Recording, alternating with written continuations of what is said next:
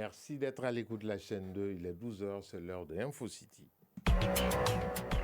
InfoCity, le journal de l'info de proximité sur la 95.2. Présentation Ousmane Dao. Mesdames et messieurs, bonjour. À la une de cette session d'information, c'est parti depuis hier pour la rentrée universitaire 2024-2025 à l'École supérieure de journalisme et des sciences de la communication. Comment s'est déroulée cette rentrée? Mariam Dao nous fera le point. Dans ce journal, il sera également question de la 3e édition des Oscars de la photographie à Lomé au Togo, le Mali honoré par 2 prix et ces prix ont été décernés à Amadou Ndiaye. Le dossier de ce journal s'intéressera aux retraités. Oui, c'est l'âge où on lâche tout pour se permettre de faire certaines choses, notamment le travail communautaire ou autre vie associative. Comment certains retraités arrivent à meubler leur temps? Nansani Aïdara nous en parlera. La page internationale de ce journal sera développée par Aïssata Diarra. Elle nous emmènera en Côte d'Ivoire où on a arrêté des présumés terroristes. Il sera également question des législatives au Tchad, en Allemagne, sans oublier les États-Unis. La justice valide l'arrêt des poursuites contre le président Donald Trump pour ingérence électorale. Voilà pour le sommaire dans un instant. Les détails. Mardi 26 novembre 2024, mesdames et messieurs, bonjour. Merci d'avoir choisi la chaîne 2 pour vous informer. Bienvenue. Tout d'abord, l'introduction du master est l'une des grandes innovations au sein de l'École supérieure de journalisme et des sciences de la communication qui a fait son entrée universitaire hier, lundi 25 novembre. L'administration a profité de cette rentrée pour faire un point de presse, expliquer aux hommes de médias, mais également à quelques étudiants, les nouvelles orientations et les directives au sein de l'École supérieure de journalisme de Bamako. Le point, c'est avec Mariam Dao. Il est 8h à Dar Salam, quartier où se situe l'École supérieure de journalisme et des sciences de la communication, ESJSC. Dans l'enceinte de l'établissement, parents, élèves et corps professoral réunis pour assister à la conférence qui donne le ton de la rentrée solennelle 2024-2025 de l'École de journalisme. Au début de la conférence, le docteur Kali Keita, secrétaire général de l'école, a fait une brève présentation de l'établissement. Ne pas comprendre aussi ça veut dire le directeur des études, et DR, ça veut dire le directeur des études et de la recherche. C'est différent. L'établissement, qui fait partie des grandes écoles supérieures au Mali, a ouvert ses portes en 2017. On y enseigne des spécialités, le journalisme et la communication, des filières de la même famille qui n'ont pas la même fonction, d'après Fatou Faye, professeur en communication. Ils sont tous sauf des communicants, ce sont des chargés de relations médias à la nuit, ou tout au plus on peut les considérer comme étant des chargés de relations publiques,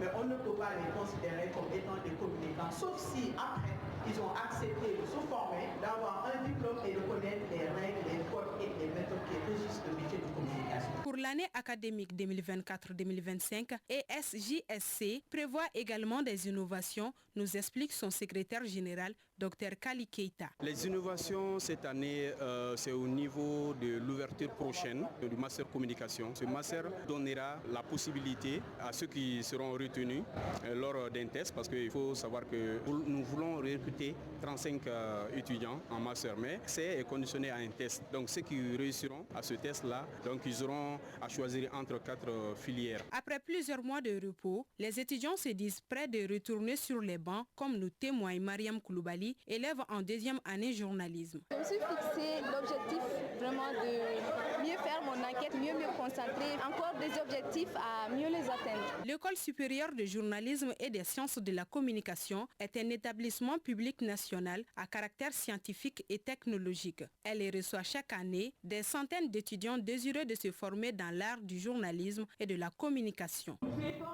Bonne année scolaire aux élèves de l'École supérieure en sciences, en journalisme et en sciences de la communication qui se trouve en commune 3 à Dar Salam dans le district de Bamako. Après la commune 3, direction la commune 5 où se situe le centre dynamique CDA qui a servi de cadre le week-end dernier au lancement de son nouvel espace de travail coworking Baraké Nyogonya en Bamanankan.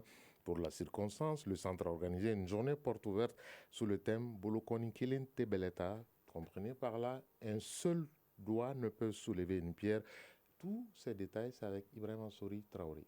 Une banderole blanche, des ciseaux et une coupure symbolique. Voilà inauguré le tout nouvel espace de coworking Baranyokonia du Centre Dynamique Afrique. Laura Salic Di Francesca, directrice et cofondateur du Centre Dynamique Afrique. De montrer ce qui est déjà en train d'être fait et de faire la promotion de l'économie locale et d'avoir une activité où plusieurs personnes peuvent se rencontrer et des opportunités de réseautage sûrs. La journée a été dominée par des activités riches, allant des expositions de stands des mini-marchés appelés Sugumalitado à la projection de vidéos mettant en valeur des innovations maliennes créées par des jeunes entrepreneurs ainsi qu'une visite guidée des lieux. Visiteurs et exposants témoignent de leur satisfaction. Nene Diara. C'est vraiment bien. Quand j'ai vu l'innover, l'expertise, donc j'ai dit que moi, ça, c'est mon domaine. Djanka Sirandou. En tant qu'entrepreneur, le networking est très important. Il faut aller à la rencontre des gens. On peut avoir le meilleur des talents, mais si ce talent-là n'est pas connu, c'est comme zéro. Promouvoir l'innovation, le réseautage et la collaboration auprès des jeunes pour le développement du Mali. Ce sont là, entre autres, les visions qui entrent dans le cadre de la tenue de cette journée porte ouverte. Madame Berti Mia Benkali, première vice-présidente chargée des relations extérieures au Conseil national du patronat du Mali et collaborateur du centre CDA. C'est une journée, si elle n'existait pas, qu'il fallait créer. C'est un centre, si il n'existait pas, qu'il fallait créer. Parce que c'est un centre dynamique d'Afrique, comme on le dit, mais c'est un centre qui permet de mettre en synergie tous les jeunes startups, les jeunes entrepreneurs pour qu'ils développent ensemble leur génie. Les jeunes ont fait beaucoup de conceptions d'innovation qui peuvent servir aujourd'hui et demain l'avenir de la population. Connecter, dynamiser et innover l'expertise professionnelle africaine. C'est le défi qui se lance désormais le Centre Dynamique Afrique avec un accent majeur mis sur l'entrepreneuriat jeune. Avec toutes nos excuses pour la qualité quelque peu sonore pas agréable des intervenants de ce lancement du coworking du Centre de développement africain de Banankabougou. Après la communauté, c'est la commune 3. Nous allons voir dans un instant avec Aïssata Diarra qu'est-ce qui domine l'actualité au plan international. À présent, le tour d'horizon de l'actualité internationale. Elle est en direct, elle est avec moi. Bonjour Aïssata Diarra. Bonjour Ousmane Daou. Tout d'abord, en Côte d'Ivoire, on confirme l'arrestation de 6 présumés membres du groupe État islamique. Les autorités de la Côte d'Ivoire confirment le démantèlement d'un réseau terroriste en juillet dernier à Abidjan. 6 personnes originaires d'Irak et de Syrie et liées au groupe terroriste État islamique ont été arrêtées dans la capitale ivoirienne. Législative au Tchad, 3 candidats du parti MPS définitivement écartés, 2 ex-maires de N'Djamena repêchés. Le Conseil constitutionnel a dévoilé hier la liste définitive des candidats aux élections législatives du 29 décembre prochain, boycottées par l'opposition. Parmi les candidats figure le fils de l'ancien président, Mahamat Idriss Déby, dont les dossiers avaient été rejetés par l'agence électorale. Le Conseil a confirmé l'inéligibilité de son secrétaire général, Mahamat Zenbada, mais repêché 2 autres figures. Le Conseil estime qu'il a dissimulé sa condamnation qu'il s'est inscrit frauduleusement sur les listes électorales et décide donc de transmettre son dossier au procureur de la République. Il en va de même pour Mahamoud Boubakari et Salomon Gaïdro, 2 autres cadres du MPS. En Roumanie, en Allemagne, tout d'abord, Olaf Scholz, le chancelier, sera candidat à sa propre succession malgré des contestations au sein de son parti. La direction du Parti social-démocrate SPD allemand a intronisé lundi 25 novembre le chancelier partant pour défendre les coureurs du SPD lors des élections anticipées prévues le 23 février. Mais la base du parti aurait préféré un retrait du chancelier partant au profit du ministre de la Défense, pensant qu'à défaut de gagner, ce dernier aurait permis au parti de limiter la casse. En Roumanie, l'indépendant pro-russe Călin Georgescu est arrivé en tête du premier tour de l'élection présidentielle. C'était le dimanche.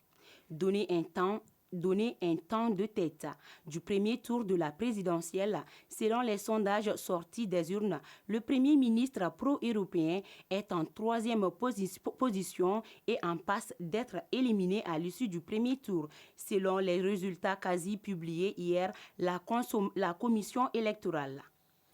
Et aux États-Unis, enfin, la justice valide l'arrêt des poursuites contre le président Donald Trump. La juge Tania a approuvé la recommandation du procureur spécial Jack Smith qui instruit le dossier contre Donald Trump pour tentative illégale d'inverser les résultats de l'élection de 2020, d'arrêter les poursuites au motif qu'il est désormais le président élu. La demande de Jack Smith concernant l'arrêt des poursuites fédérales pour rétention des documents classifiés est toujours en attente. Voilà tout, Ousmane, ce qu'il fallait retenir dans l'actualité internationale de ce midi. Merci Aïssata Diarra qui était très pressée de lire ces petites nouvelles puisque c'est une première. On espère que ça va continuer pour elle. Bienvenue dans le Grand Bain. Et d'ici là, on va parler d'autres choses avec la photographie. La 3e édition des Oscars de la photographie africaine s'est tenue le 15 novembre dernier à Lomé au Togo. Cette année, la compétition a réuni 14 pays africains. Le Mali a eu 2 prix par l'entremise d'Amadou Ndiaye, appelé Merlin. Il est photographe et évolue beaucoup dans le domaine des médias. Qui est Merlin et quelle est l'importance de ces 2 prix? Voyons tous avec Kounandi Bamani. Passionné par la photographie, le jeune Merlin s'est lancé dans ce métier en tant que professionnel il y a seulement 3 ans. Entre la promotion culturelle et environnementale, il ne cesse de captiver le monde avec ses photos qui illustrent parfaitement notre culture. À travers les images, notre compatriote plaide pour la protection et la sécurité de l'environnement. Amadou Ndiaye, dit Merlin, photographe. Les photographies qui ont été sélectionnées pour les Oscars de la photographie africaine, ce sont des œuvres de la région de Mopti en fait. Ce sont des photos que j'ai prises au bord du fleuve Niger, parce que ces photos-là d'abord parlent de la restauration du fleuve Niger. Le fleuve Niger tend à disparaître. Et quand le fleuve Niger tend à disparaître, il y a un problème. Donc il fallait faire un plaidoyer en faisant des photos pour montrer au monde entier. Avec ce changement climatique, il est vraiment primordial de préserver le fleuve Niger. Merlin, le jeune photographe malien, nous confie comment s'est déroulée la compétition à Lomé. Il y avait 10 catégories de photographie, donc moi j'avais postulé au niveau de la catégorie photographie d'art où j'ai remporté au nom du Mali. Donc juste après avoir remporté cette catégorie d'art aussi, nous avons continué avec la compétition. Les 5 premiers de chaque catégorie ont concouru pour avoir le plus grand prix qui est l'Oscar d'or. Et cet Oscar d'or là aussi, c'est le Mali qui a remporté à travers moi. Dans cette compétition, il y avait 2 systèmes. Il y avait d'abord le système pour les membres du jury et aussi il y avait aussi le voting public. Je profite de l'occasion pour saluer les Maliens qui ont vraiment mouillé le maillot afin que nous remportions ces trophées-là. Merlin dit dédier ses prix à la jeunesse. Une façon pour lui d'encourager les jeunes à s'orienter vers la photographie qui peut changer les choses de nos jours. Et ils ont dépassé le cap de la jeunesse. Pourquoi? Ils sont en retraite. Notre dossier de ce journal va parler des retraités, justement. Ces personnes qui sont en cessation de travail, généralement après avoir accumulé suffisamment d'années de service et dans leur profession. Et ces retraités, aujourd'hui, certains d'entre eux arrivent à meubler leur temps, à s'occuper entre activités de loisirs, passer le temps en famille et même avec des engagements communautaires. Nansane Chérif Haïdara a fait un tour dans la ville pour voir le quotidien de certains retraités.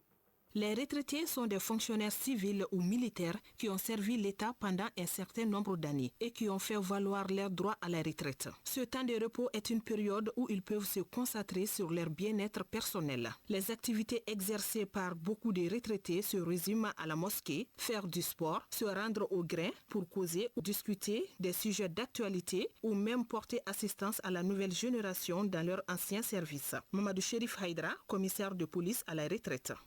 Là, je suis plus fréquent au champ. Ensuite, je vais au bureau parce que je suis le premier vice-président des fonctionnaires retraités de Ségou. De là, je rencontre les camarades pour discuter des problèmes, s'il y a des activités, s'il y a des événements, on en discute. Je vais aussi au grain, retrouver les camarades, prendre du thé avec eux. Le soir, je fais une marche de 30-40 minutes. Birama Diabaté, retraité. En famille, j'ai beaucoup de préoccupations. De nos jours même, je suis le chef de famille au village. Non seulement j'ai ces missions sur les épaules, je suis aussi le plus ancien à Bamako. J'ai ces activités aussi sur les épaules. Et comme vous le savez, les retraités sont beaucoup dans le social. Nous, les retraités des eaux et forêts, nous avons créé une association avec laquelle nous sommes toujours en contact avec notre ancien service et avec le département. Donc il y a certaines activités où nous pouvons apporter notre contribution pour aider la jeunesse à pouvoir améliorer les performances du service que nous avons quitté il y a quelques années. Nous sommes une génération qui a eu la chance où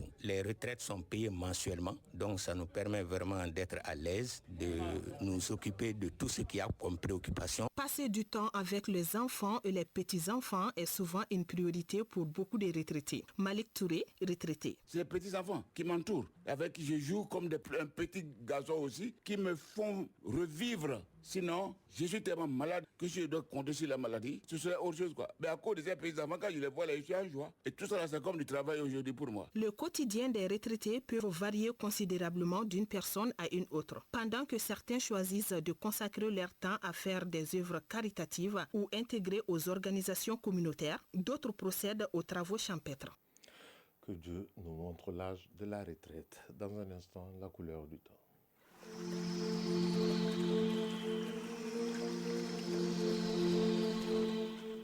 Il est 12h15 avant de retrouver Awa Kamisoko et toute son équipe pour toute l'actualité sportive sur l'A2. Nous vous donnons la couleur du temps puisqu'il faut que le temps soit agréable pour pratiquer le sport. Et actuellement, le thermomètre affiche sur Bamako et ses environs 33 degrés Celsius et la maximale attendue sera de 37 degrés. Le soleil se couchera à 18h04. Ainsi prend fin ce journal qui vous a été présenté par Ousmane Daou, réalisation Adam Kone, Assitan Diakité, mise en onde Malik Kansai, mise en ligne Badi Touré, coordination éditoriale Serou Traoré, Defayara. Prochain rendez-vous avec l'actualité sur l'AD, c'est à 18h. Juste après moi, Awa Kamisoko et toute l'équipe sportive de l'A2 avec Moussa Diabaté et Bourima Diallo seront là pour vous informer surtout de cette Ligue des Champions, la phase de poule qui démarre ce mardi. Et le Joliba est en déplacement du côté de Tunis à Radès, coup d'envoi 19h temps universel. Si vous êtes à table, bon appétit. Si vous avez fini de manger, bonne digestion. Tout le plaisir a été pour moi de vous retrouver après une semaine de pause. Chacun de nous ne peut être une étoile, mais tâchons de briller pour éclairer là où nous sommes. Au revoir et à très bientôt.